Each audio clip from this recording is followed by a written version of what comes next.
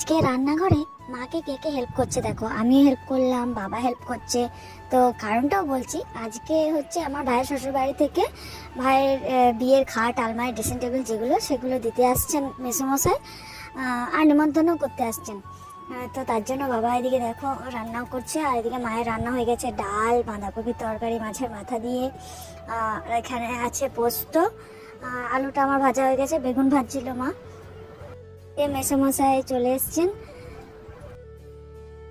আর এইদিকে দেখো গাড়ি করে জিনিসগুলো আসছে, তো জিনিসগুলো দেখায়। এখানে খাট আছে, আলমারি আছে, ড্রেসিং টেবিল আছে।